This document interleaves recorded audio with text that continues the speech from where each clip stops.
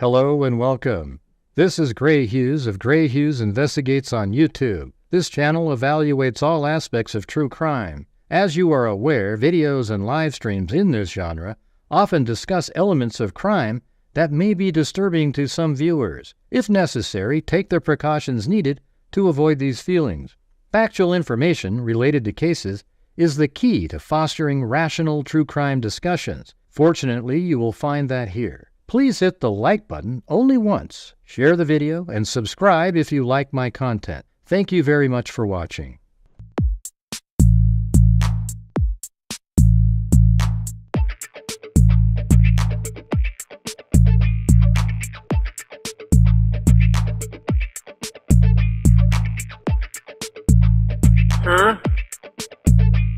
Here's mosquitoes the size of bald eagles in that dadgum swamp.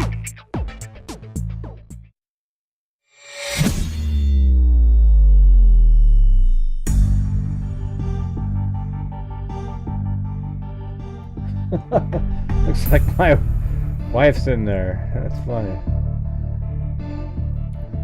Crazy.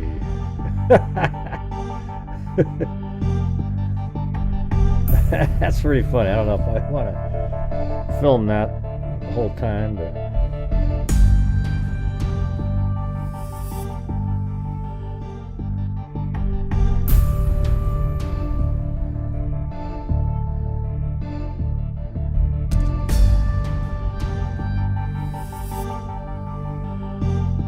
oh, look at it, it's playing. It's pretty cool.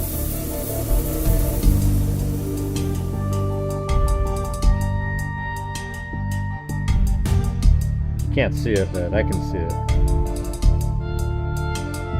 They're all going to go in there really quick.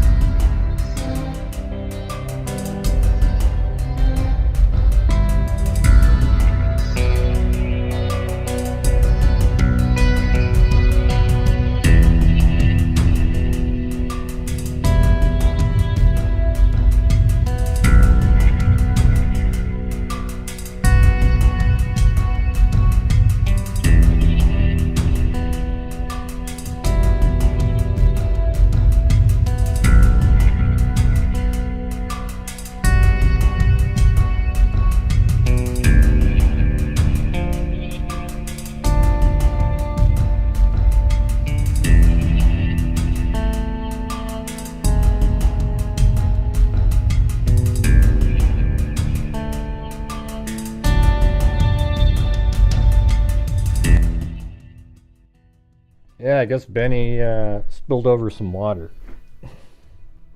But hey, it looks like he was playing though. That was pretty good. I have it on the screen over here because I'm trying to record if it that when Windows or Chrome crashes or something. They always want you to send them a video. It's like, what do you mean? I can send you a screenshot, It's pretty weird. Hey, thanks, Lanky Tour, gifted 5 memberships. At least I see that. I don't know if is that happened? I see it on this screen, but I don't see it on that one, weirdly. Oh, wait, that's not the... Can I pop this out again? Huh. I'll just leave it the way it is.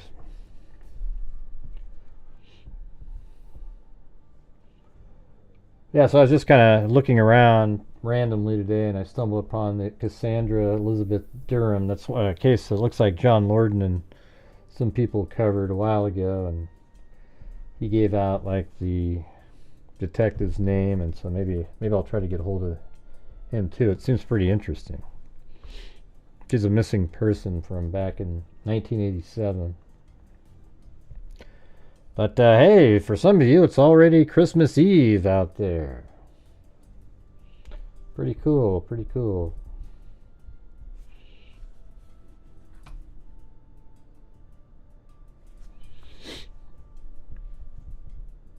Yeah, it's kind of weird when I don't have that screen over.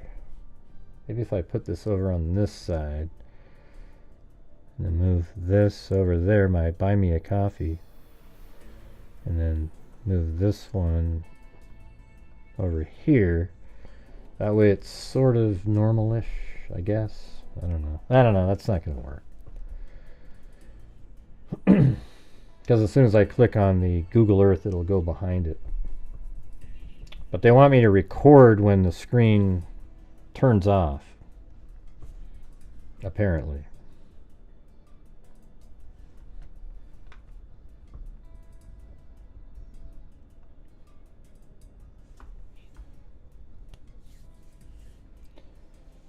Yep. Well, thanks, Lanky Tor. I don't know if people consider this amazing anymore. It's like the support just dropped off the planet. But hey, ad revenue works. So we'll have to switch over to just making videos one of these days. Let's see. I try to do best I can over here. I'm just doing shows. I've been doing shows every single night for years and years and years. And, Johnny Come Latelys, all those people,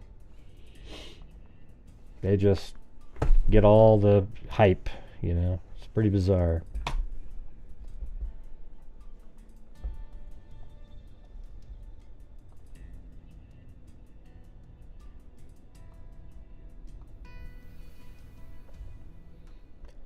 So what's everybody doing?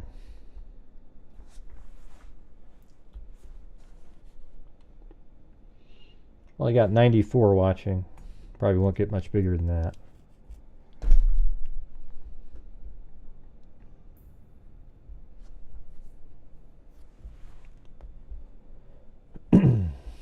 Yeah, YouTube. I don't know. YouTube is just kind of strange. Did a thing where, I played a video. That stuff we played last night with the fire, and it said, "Oh, we're giving you a warning for." And then I sent them a message back, and I go, "No, look." Then they go, "Oh, you're right. Never mind." Like, why do that? You guys are. Because of the content, the guy the lady that was on fire. I don't think it was really disturbing what we showed, because it was kind of like you couldn't even really tell what you're looking at. Plus, it's a true crime channel, and I was discussing the case, and it was something that happened. It's not like I just threw it out there.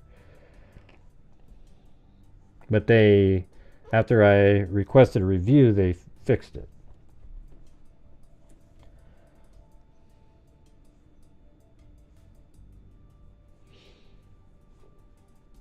Right. So anyways, I can just go over these articles and a PDF file if you want. But if you're out there and you can help support the channel, that'd be great. We've got the Buy Me a Coffee up in the upper right-hand corner, and super chats. All those things work.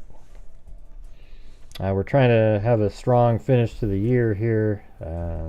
Been really struggled yesterday, struggled 2 days before that, struggled 2 days before that. It's just kind of a struggling time.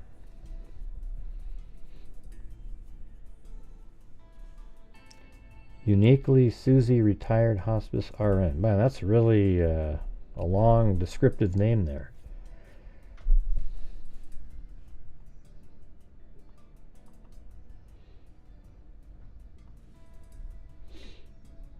I guess what we could do is open up this thing over here, the FBI PDF file that they created.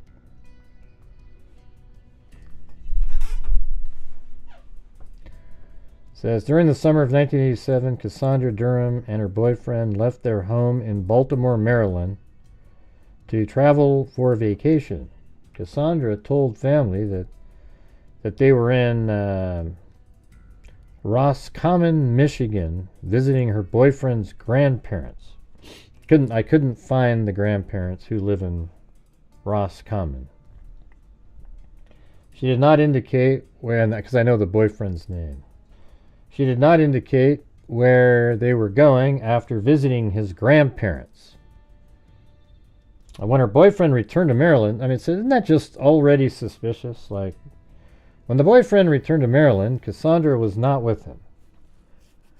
Cassandra is described as a white, and he returned apparently like a year later, you know. Cassandra is described as a white female, aged 19 at the time of her disappearance, with brown hair and blue eyes. She has 2 tattoos on her hip, thigh area, unknown which leg. The first tattoo is of her boyfriend's initials, and the second is the initials of her college sorority, initials unknown. Anyone with information regarding Cassandra Durham's disappearance is asked to reach out to Michigan State Police. You can call them at it's like 989-422-5103. There's actually this Brett Nichols right there is the Detective Sergeant Brett Nichols, and that's his phone number, and you can also email him at Nichols, Nichols B2 at michigan.gov.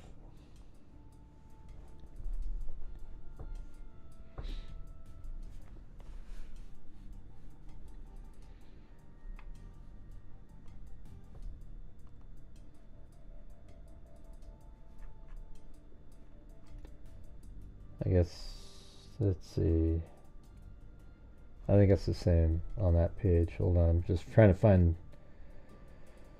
Here's the Charlie Project version. It says Durham last had contact with her family by phone sometime in August of 1987. She and her boyfriend left Baltimore, Maryland in a 1980 Honda Civic station wagon to travel to Roscommon, Michigan. They stopped at the Cedar Point Amusement Park. So, I mean, that's kind of... So if they went from Maryland...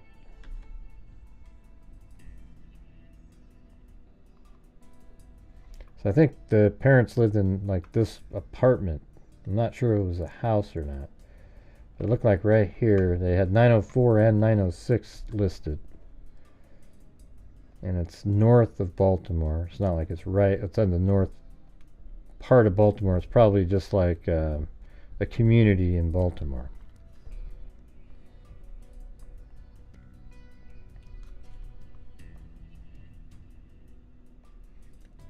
And then, yeah, right here on this little Cedar Point, they wanted to go up here. So apparently they went there before they headed up into... I don't know why you go there to there and then... I guess that town is in Michigan. Yeah, Roscommon, Michigan. So it's somewhere up in... I guess we could type that in. Roscommon, Michigan. So right there. Tiny little town here.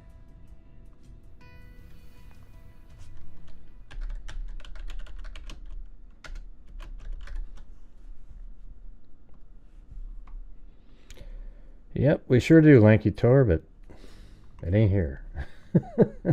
Okay. Yeah, it's just...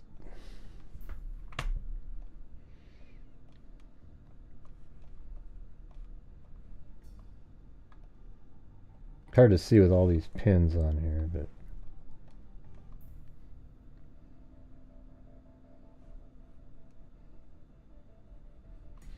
Yeah, so I guess it would be like right there to here. That would be the drive. You know, hundreds of miles for sure.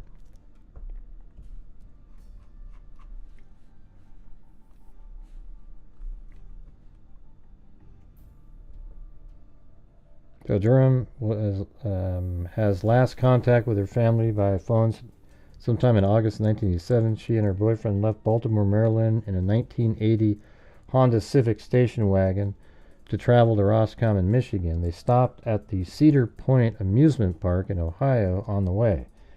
When the Honda allegedly broke down in the Detroit, Michigan area, the boyfriend got another car.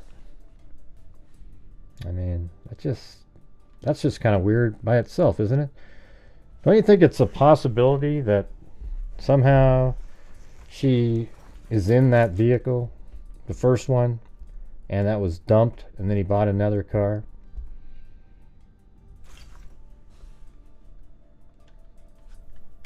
Because they haven't found apparently any of these vehicles. So this is in Detroit here.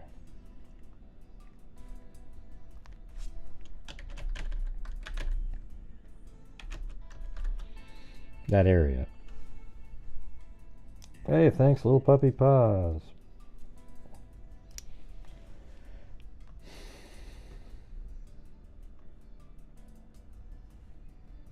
Why would you? I mean, it just sounds crazy. Your car breaks down, you get another car. Just like right away. Hey, you know. When the Honda allegedly broke down in the Detroit, Michigan area, the boyfriend got another car, an Oldsmobile Cutlass. After arriving in Roscommon, Durham and After arriving in Roscommon, Durham and her boyfriend stayed with his grandfather. Her family never heard from her again. Hey, thanks so much, Jim Neving, and happy holidays to you as well. Appreciate it. Jim Neving, he's actually sang on our show before, you guys. All right, back in the day.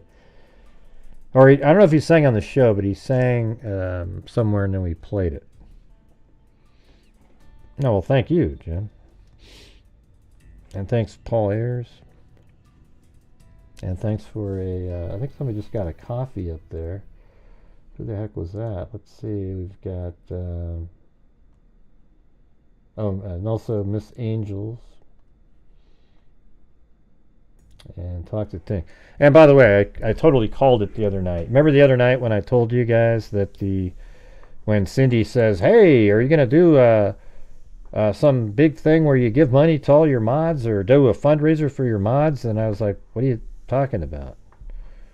You know? And I said, and then I told Cindy, watch, because I said that there's a crazy YouTube channel out there that all they do is just attack and trash me whenever they can, and they really have targeted me specifically, right? They pretend but that's it. That's the only person they ever make videos about. So they did it. They did it exactly on that topic. So I can actually predict what they're going to do these days. Hey, thank you. It is Amy Darcy Marie. Merry Christmas, Gray, Mrs. Gray, Chloe. Her name is Chris. Gracie, Benny, Clancy. That's right. And guess what? You spelled all their names correctly. Yeah. So anyways, that's how every single day. It's just one of these people. They eat, drink, sleep. Gray Hughes, like they don't have their lives are so diminished. All they do is think, what's Gray going to say today that we can cut down? Oh God, here we go. What can he say this time? Yeah, absolute losers. Unbelievable. No, I didn't do a Dyatlov Pass book. Where did you read that? That was a book by Stacy Galloway. She wrote the book called Death of Nine, the Dyatlov Pass, something, like mystery or something. And she wrote that a long time ago, and we went over it on the show. We did like 3 episodes where she came on, and we went through each of the different elements. Pretty crazy situation there, for sure. No, it doesn't say that I wrote the book in the description, Durandus. It doesn't say that at all. Yeah. Let's see. Yeah, I think you need to go back and read it again. Okay. All right.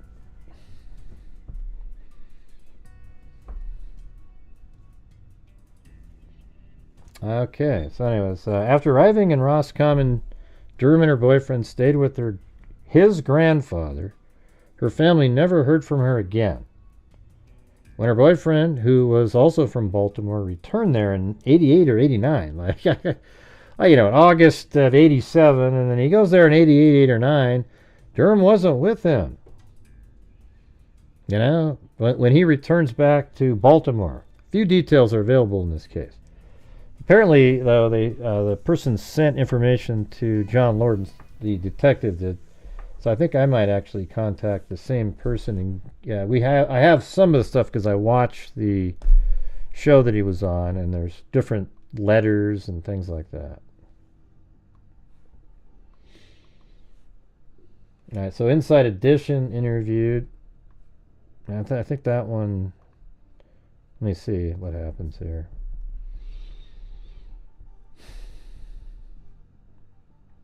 Like a long commercial.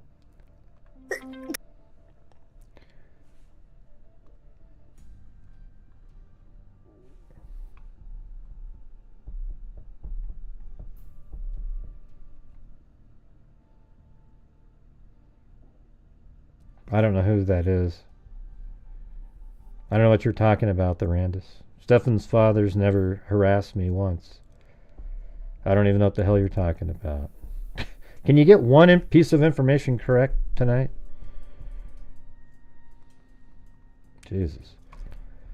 We were watching an interview when he went to the police station. Nobody knows what you're talking about, Durandus. No idea. In fact, you're starting to seem a little bit like a troll, to be honest with you. Cassandra Durham's father tells... She's later said she was in trouble. I didn't know exactly, but when she left, she was working. Yeah. He wasn't harassing me in here. I'm not sure what you're talking about. What are you talking about? He never harassed me in here. Stephen Stern's dad. Working in a yogurt place, and she had taken the deposits for 2 days and left town. So I was assuming it had something to do with the money.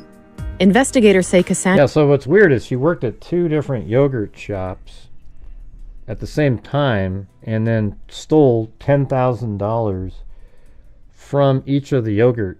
I mean, not from each, total of $10,000, which today is worth $25,000. So that's, you can kind of picture that's worth a lot of money in 1987. Cassandra sent her family letters after she left. I don't really have an explanation for what I did. Yeah. Anyways, let me just read this down here. It says, a woman hasn't been in contact with her family for 37 years, and now they're hoping to find out what happened to her. So there's sort of been a new resurgence in this case recently. A woman hasn't been in contact with her family for 37 years, and now they're hoping to find out what happened to her. Cassandra Durham's father, Michael, tells Inside Edition Digital he last saw her at their home in Baltimore, Maryland in August 1987. They didn't even report her missing until 2019, okay?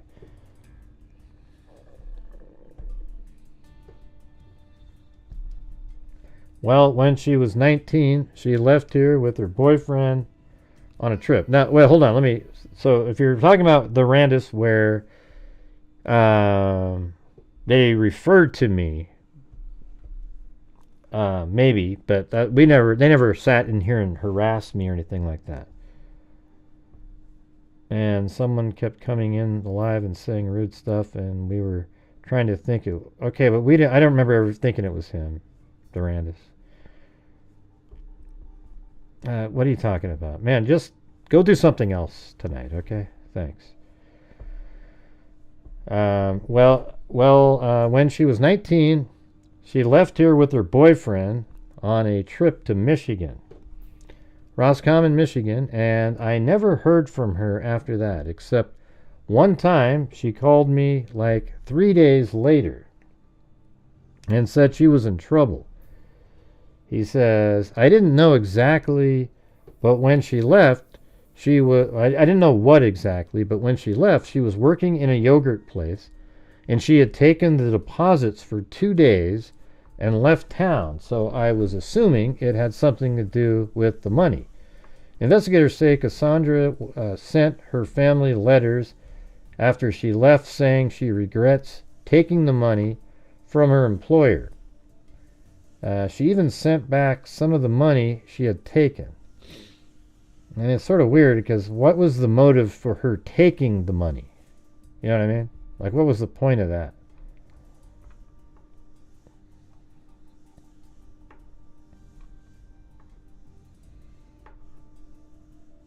Detective Sergeant Brett Nichols with the Michigan State Police tells Inside Edition Digital, Mr. Durham tried to call Cassandra and did not get an answer. Her parents, let's see. So he tried calling her, didn't get an answer. Went straight to Cassandra's apartment where she was last known to be living. And when they got there, they went in and they found that it had been pretty much emptied out. So that means the apartment she was staying in Baltimore area. They found that it had been pretty much emptied out. They found a couple of boxes, some personal paperwork, and they found a letter that she had written to her dad. She wrote in one, Dear Dad, I don't know what to say or where to begin. I don't really have an explanation for what I did. I just did it. Of course, I'll be home when things are cleared and I get myself straightened out. So it could have been for drugs, who knows, something like that. Michael Durham says Cassandra's potential trouble with the law was a big reason the family didn't go looking for her sooner.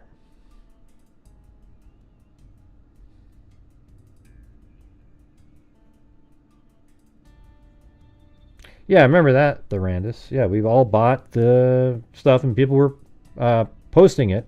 But that's not what you were talking about. You said that Stephen Stern's dad came in and was attacking me. That's just completely bogus, okay? So don't try to change what you were saying. Yeah. You what you said was crazy, okay? You're absolutely correct. Man, how come every single show there's somebody like the Randis? Every single freaking show. I never just have a peaceful show where I can just start to sort of immerse myself into a case. That's kind of one of the reasons I want to remove, well, not even look at the chat. However, I want to thank people when they're supporting the channel, so it's hard to do without looking at it. Yeah. So, anyways. It's unreal. Just give me one night, just one time where I can.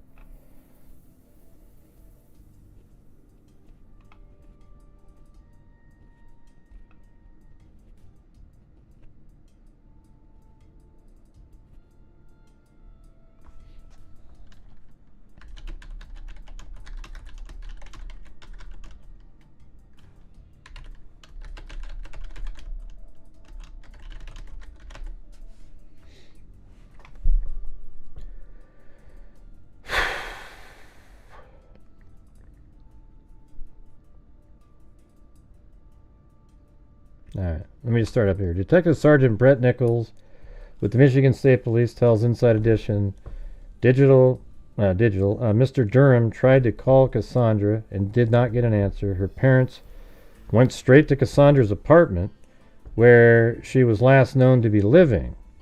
And when they got there, They went in and they found that it had been pretty much emptied out. They found a couple of boxes, some personal paperwork, and they found a letter. Is it this one?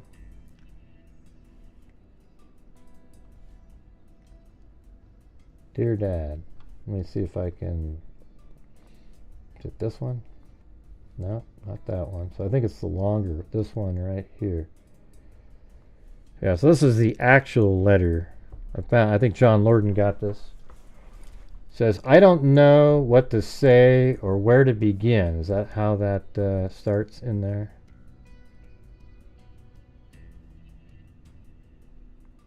Yeah, okay. Where to begin? Just of all, I think, right?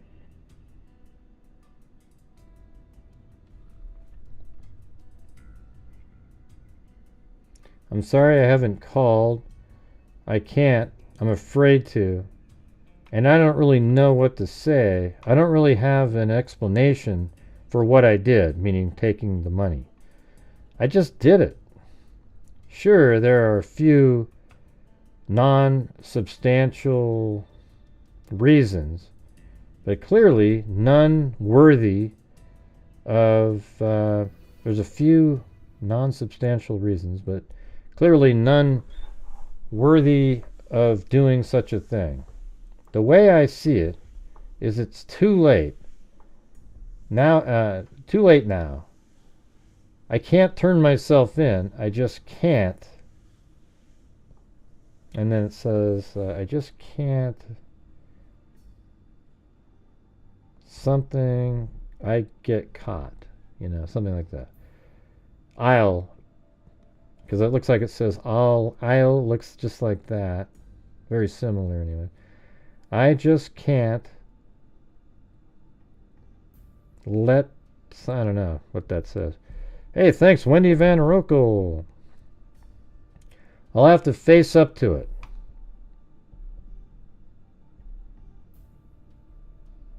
If I had the money, I'd give it back, but I don't. So that's that. Mom said if I come home, she'd try and pay it, but I can't come home. Even if this gets cleared up, at least not yet. Of course, I'll be home when things are cleared and I get myself straightened out. Mom thinks I'm crazy and have totally gone over the deep end, but I can promise you I haven't. I just made a bad decision, and now I've got to face up to that error. Let's see, but I can't come home, even if this gets cleared up, at least not yet. Of course, I'll be home when things are cleared. Like, we don't know what those things are, right? And if I guess that could be the stealing, right? Cleared, and if I get myself straightened out, Mom thinks I'm crazy and have totally gone over the deep end. So what was the thing that her mom thought she was crazy about? I don't know if she said, hey, Mom, I stole some money. Wow, you're crazy. You've gone over the deep end. Must have been something before that. But I can promise you I haven't.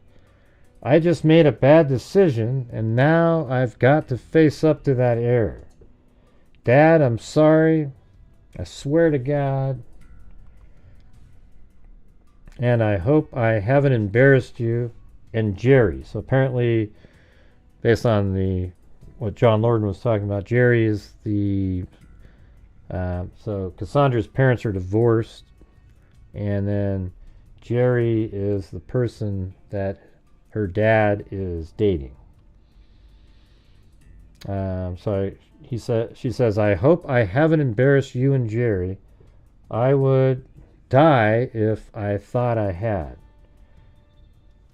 I love you, Dad. Don't ever forget it. Let's see. Don't forget it ever. Someday, if I don't know, when this, someday, if I don't know when this will all be over, and seems like a bad dream. So let's see. Dad, don't forget it ever. Someday, if I don't know when, this will all be over and seems like a bad dream. Dad, there is one thing I ask. Please, I'm begging you, don't say anything about Eric. So Eric's the name of the boyfriend. I mean, why I don't understand that part. Don't say anything about Eric.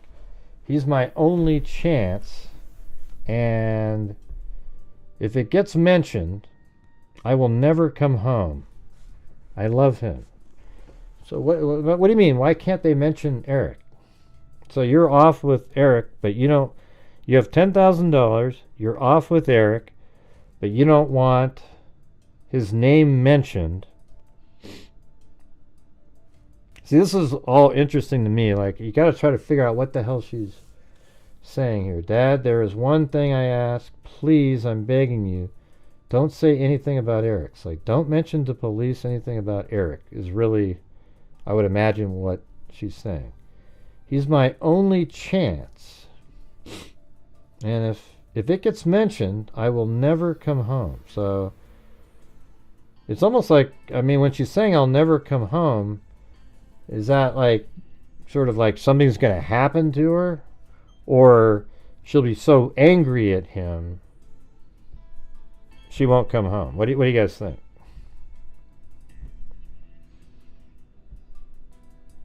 No, he didn't write this. She wrote it. Yeah. The handwriting's all the same all the way through. He could have been standing right there behind her, sure. You know.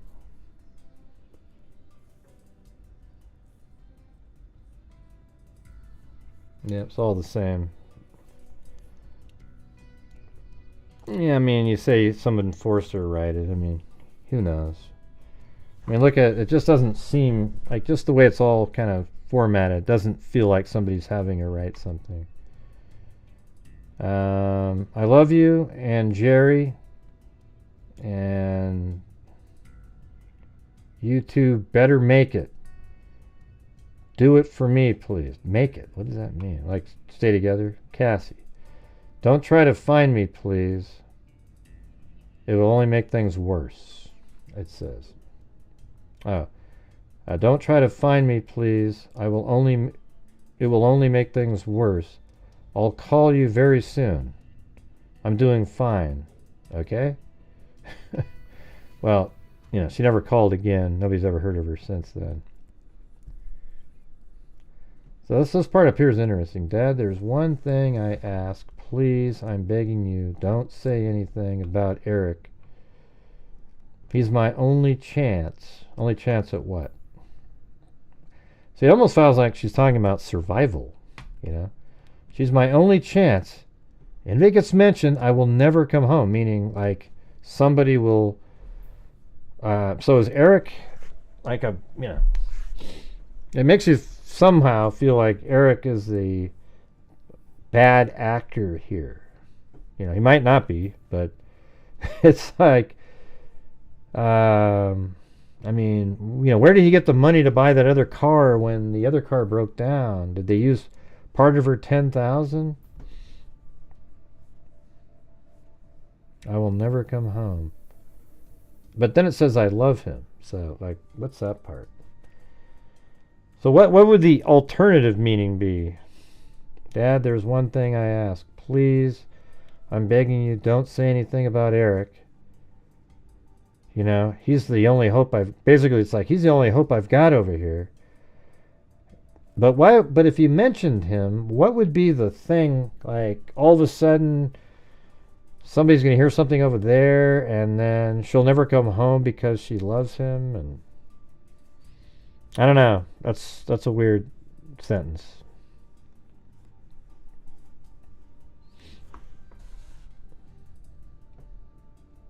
Guess we can take a look at that later.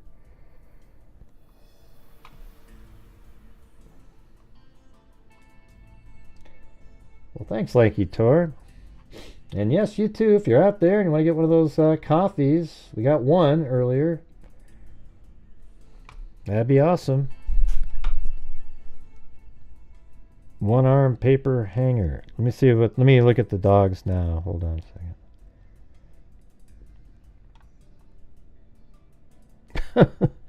I must have fallen over or zoomed in or something. Wow. But Betty's starting to come around a little bit.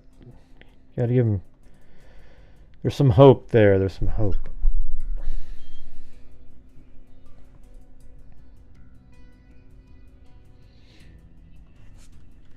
Yeah, and here's the coffee one right there. So try that.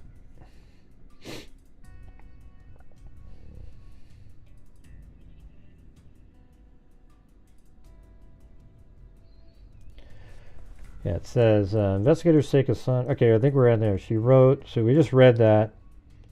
Michael Durham says Cassandra's potential trouble with the law was a big reason the family didn't go looking for her sooner. I didn't report her missing because she left of her own volition. And 2, I assume the police at least wanted to talk to her, but I had some friends who were in the police department. They said it's not a missing person when somebody almost 20 years old drives away with their boyfriend. So I assume from that shoot. See, it just did that. Do you guys have a problem right there? And I'm going to put this over here now because it might do it again. But did you guys just have anything happen to your chat just now?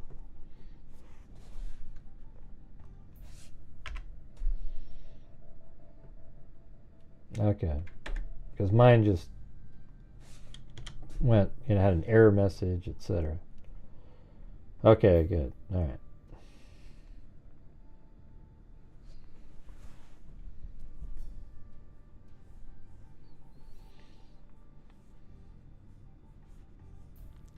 Yeah, so he said, I didn't report her missing because she left on her own volition. And 2, I assume the police at least wanted to talk to her, but I had some friends who were in the police department. They said it's not a missing person when somebody almost 20 years old drives away with their boyfriend.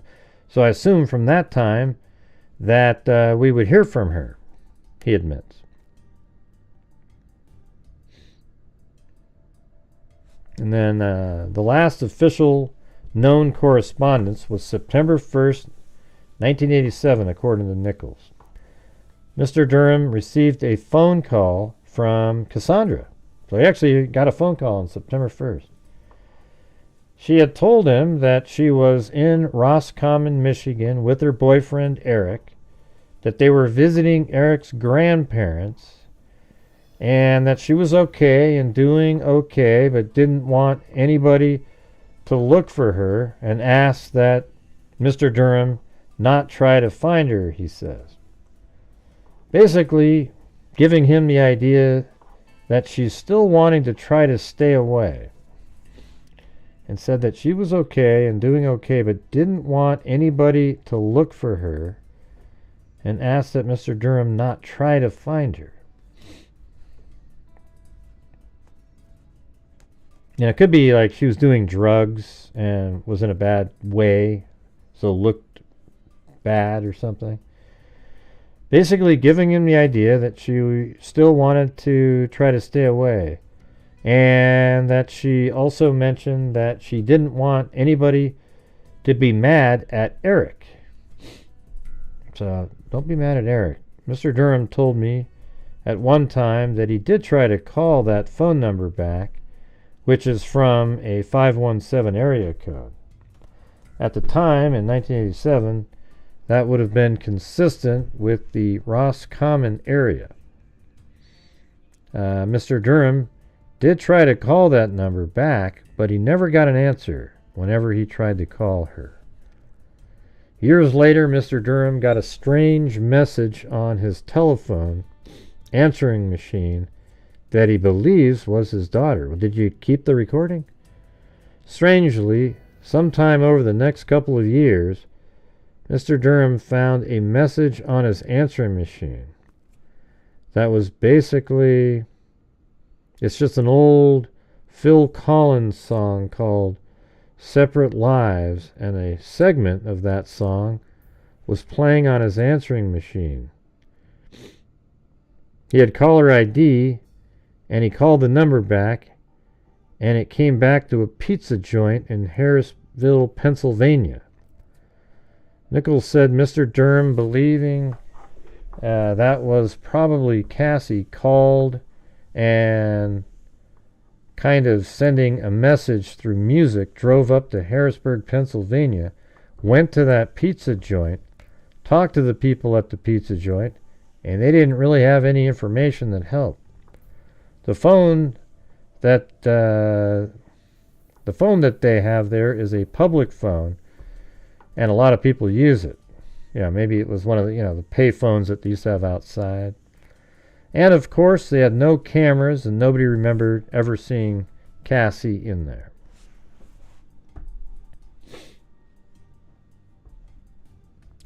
As time went on, Cassandra Durham's disappearance was never brought to the attention of authorities until 2019. Nichols says that a friend of Michael Durham saw on the news that a Jane Doe fitting the description of Cassandra was found in Michigan. Michael Durham contacted authorities in that state and explained to them the situation. It says the concerned father submitted a DNA test and it did not match the Jane Doe. It was only then that an official missing person report was filed. Michael Durham hopes after all this time his daughter is all right, and he would like nothing more than to just hear her say she is well. Well, I would be satisfied to think that she's okay, that she's made her own choice not to be involved with me or her brothers or mother or anybody else in our family.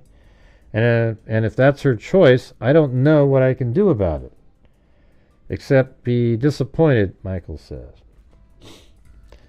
That's right, you guys hit that like button, and if you can help support the channel, we try to bring in funds on a nightly basis, since there really is no ad revenue to speak of, especially when you do cases like this that aren't the really big popular ones, So if you have the ability to, that'd be great.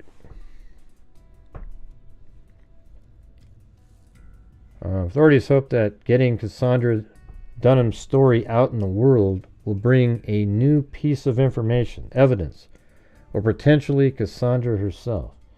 Cassandra Durham would be in her mid-50s today and could possibly be in Michigan, Ohio, Pennsylvania, or Maryland. She could be anywhere, okay? When you say she could possibly be there, she could be in Timbuktu, If you have any information on her whereabouts, you're asked to contact Detective Sergeant Brett Nichols at Michigan State Police 989-422-5103 or via email at nicholsb2@michigan.gov.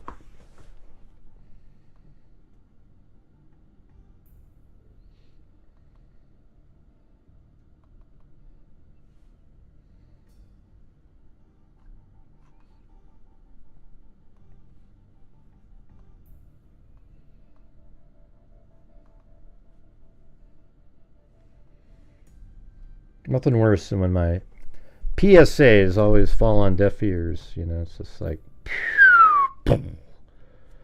News Nation. Father of teen missing since 1987 speaks out. 19-year-old Cassandra Durham was last seen 37 years ago. She sent her father several letters and then went missing. Michigan State Police still investigating, no current suspects. In 1987, then 19-year-old Cassandra Durham was reported missing after a road trip to Michigan with her boyfriend. Nearly 40 years later, her father, Michael Durham, and Brett Nichols with Michigan State Police joined Banfield on Tuesday to talk about the ongoing search for Cassandra.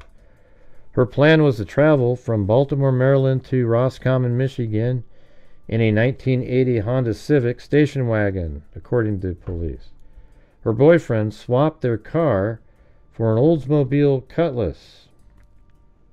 Hey, Merry Christmas, Little Puppy Paws. After the Honda allegedly broke down near Detroit. I don't know, man. That whole Detroit car breaking down, buy a new one, seems really weird to me.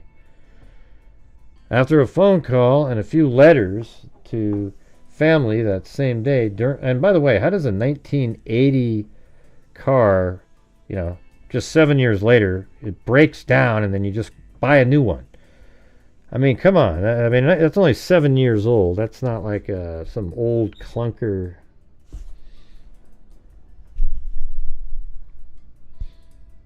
One of her last letters reads, "Dear Dad, please, will you ever forgive me?" Another says, "I don't know when this will be over." The body of missing Texas, okay, that's different. All right, so let's see. Is this still...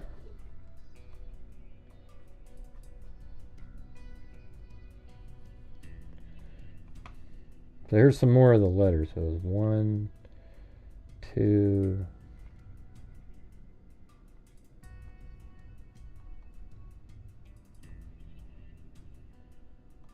I think this is another one. "Dear Mom, this is all I have left.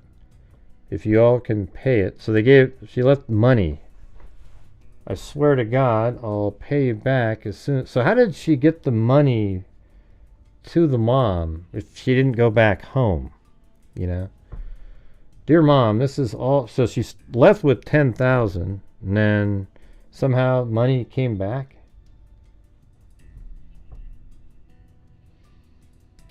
"Dear Mom, this is all I have left. If y'all can pay it, I swear to God, I'll pay you back as soon as I can. Plus, I'll owe you my life, which I already do. Mom, I can't come home yet, probably not for a while. I definitely have to straighten my head out. I'll be home as soon as I can. I just need some time." So it almost sounds like she's on drugs or something.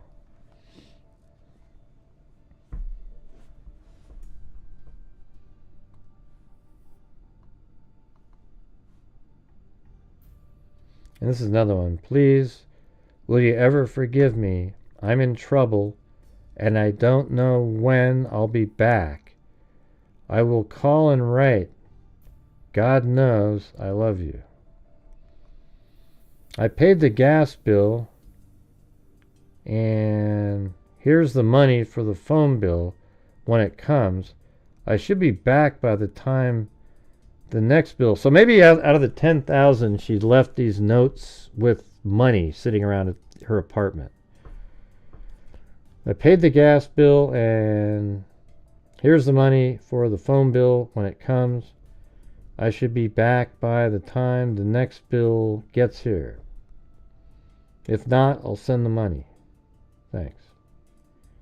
So it must be like right before she left. It's pretty weird.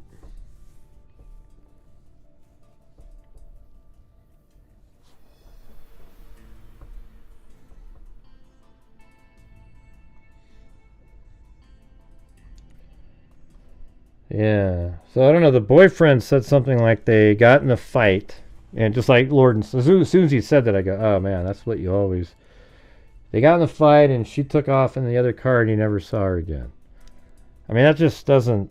We usually hear like we got in a small fight, and then she left. Well, it's usually what everybody's going to admit, that it was a small fight. It's usually much bigger than that. But the detective said that they didn't think he was involved. Or not involved, just he's not a suspect.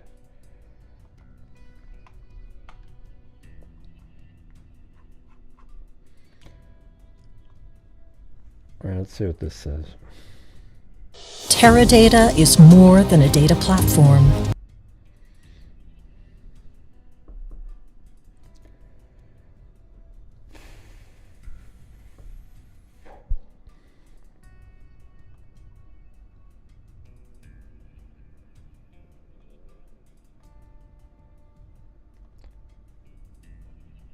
a Toxic Tink and KK.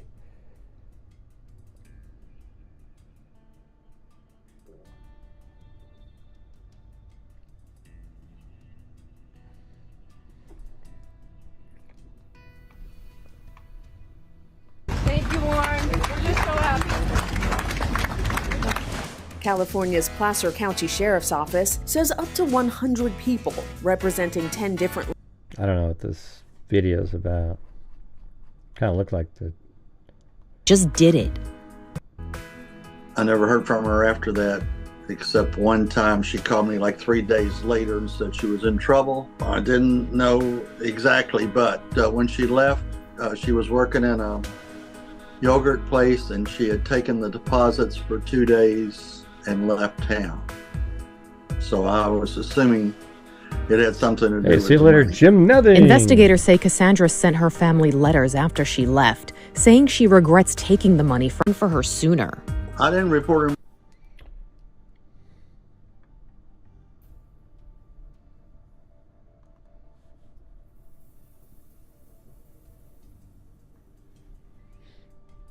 All right, let me read this one.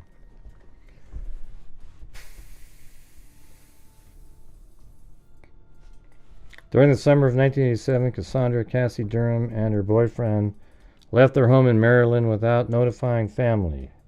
Vague messages and letters were sent to family indicating that she couldn't come looking for her, or they shouldn't come looking for her, and she was sorry. When her boyfriend returned to Maryland over a year later, Cassie was never seen by her family again. Family was first notified of a problem when Cassie's father received a phone call reporting there had been a problem with the weekend deposits from Cassie's work, and they could not find or reach her. Family had been off on vacation, which they promptly left and went to Cassie's apartment. Wow, so they're on vacation, there was a problem with the money, so they left vacation and went to her apartment. There they found it empty with boxes and a note listed in the gallery. Casey had been working as a manager for TCBY yogurt shops and was covering multiple stores. In September of 1987, Cassie spoke to her dad on the phone and said not to come look for her and spoke of having to repay the money. Eric later made it back to Maryland in 1988 or 89 and said they had been staying at his grandparents' in Roscommon, Michigan. Police believe she may have traveled to Ohio, Pennsylvania, Maryland, and Michigan.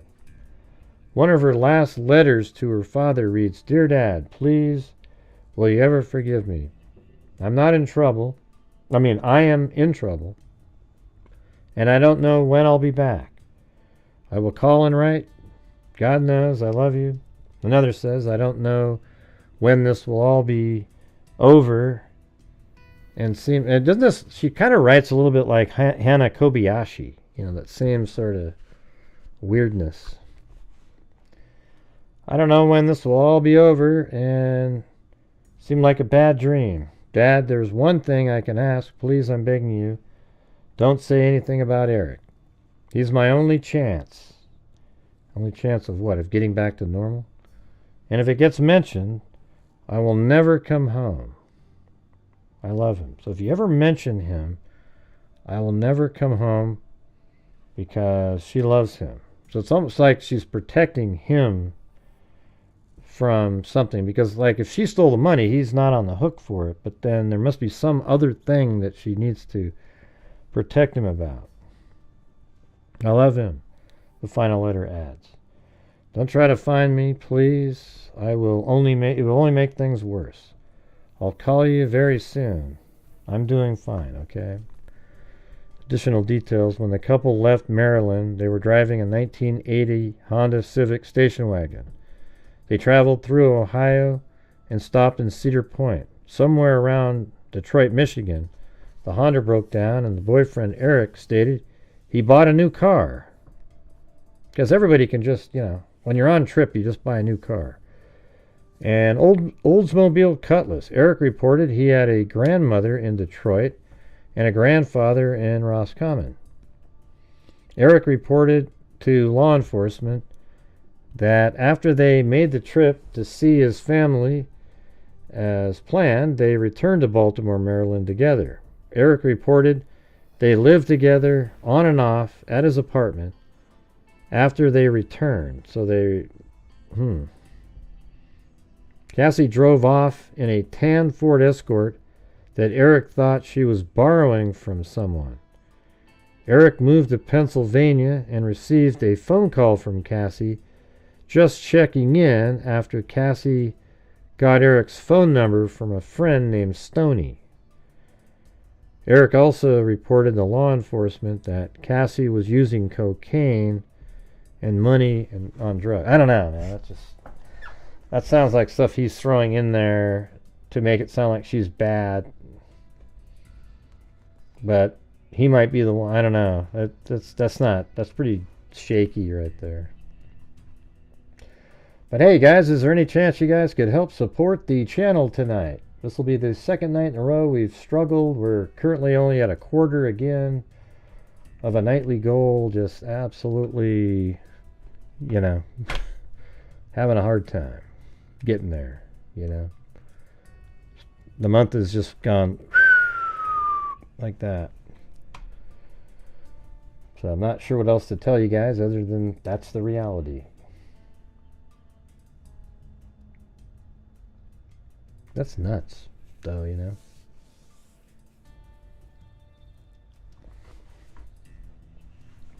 Eric reported that they lived together on and off at his apartment after they returned. Cassie drove off in a tan Ford Escort that Eric thought she was borrowing from someone.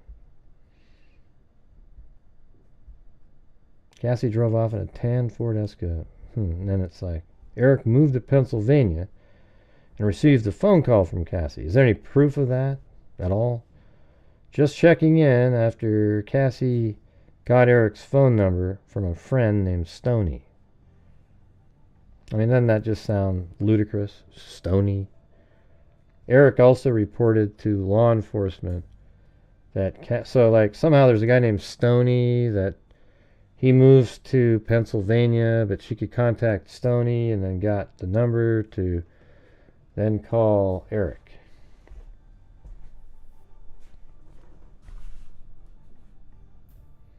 Yeah, doesn't sound legit.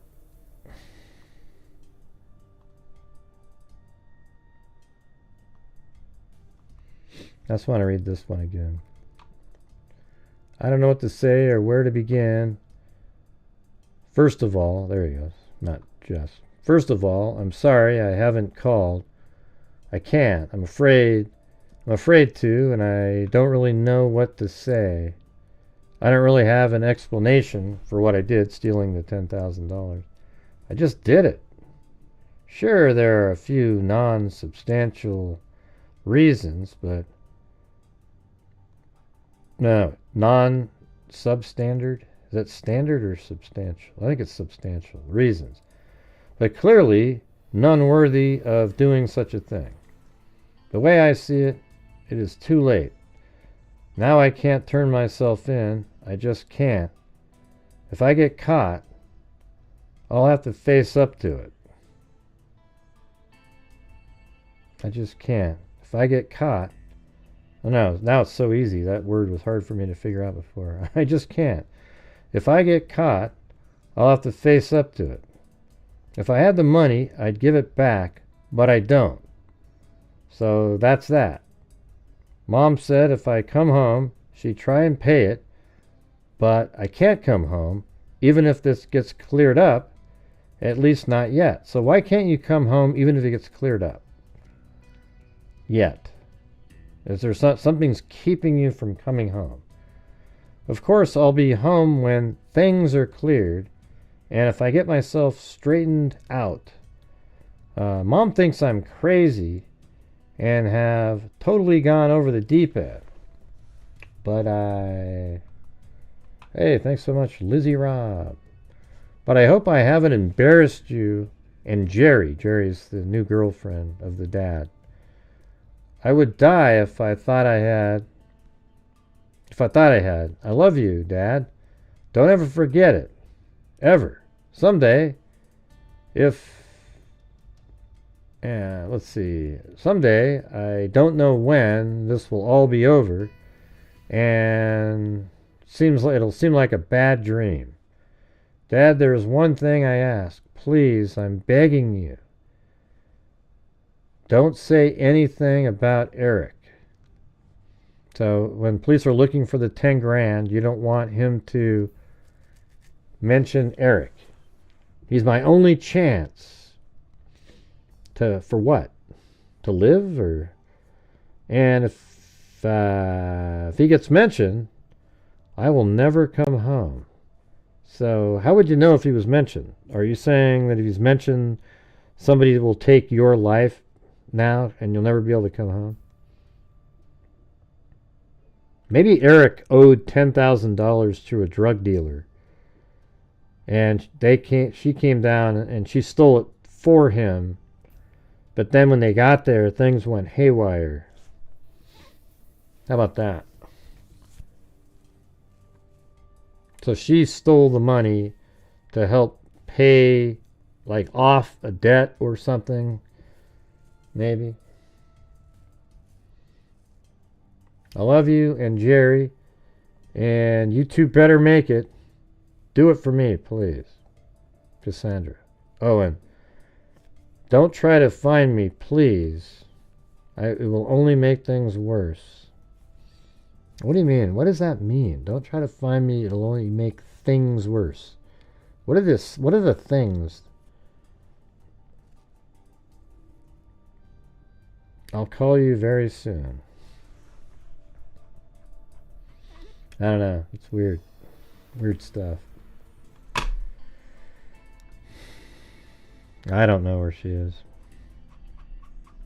Can't you ever just show up to just hang out in the show, or you have to have specific people here?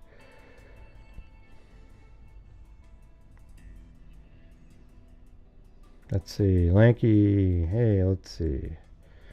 She was dead within a week. She couldn't come back home because she's gone. We don't know. Because remember there was a phone call later, things like that.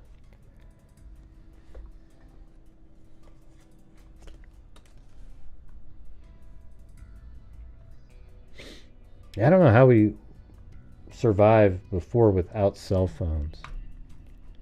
I don't know how that happened.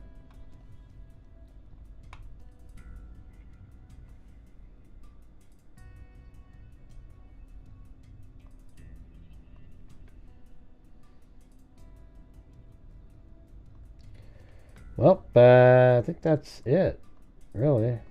That's another picture of her right there. These are all pictures. She has different looks. I guess apparently she has even like leather jacket look, something like that.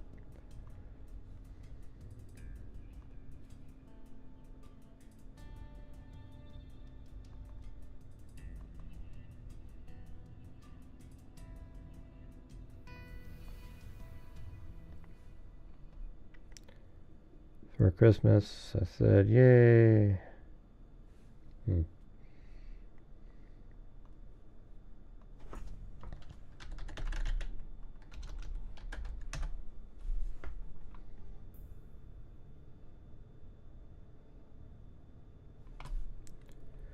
possible she was paranoid.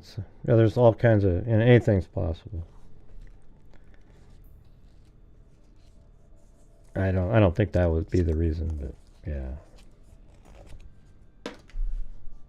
Yeah, I mean, it could be, like, maybe if they went there, things would go bad for her parents, too, so it would just make things worse.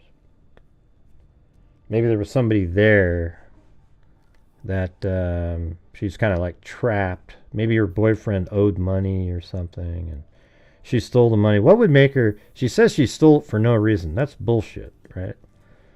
Maybe she said that because she didn't want to say what the real reason was. She just was like, wow, I just stole it for no reason. And because there really is a reason she stole the money. She stole the money to maybe there was something they had to pay off, and maybe they owed $10,000, but on the drive there they had to buy the car, and she gave some other money at some point, and maybe then they're short, and so something happened. Hard to say.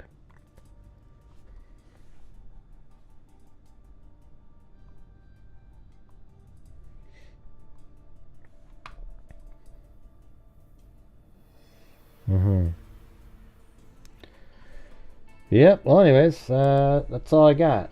That's all I got.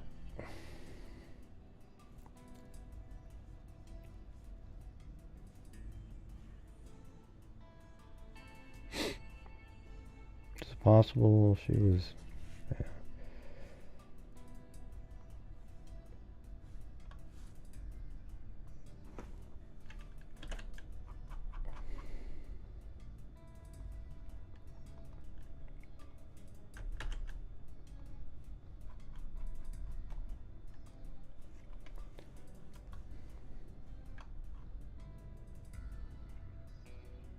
These are from... Well, anyways, I think I'm going to take off, you guys, but I appreciate you being here, and I hope everybody has a good Christmas Eve tomorrow.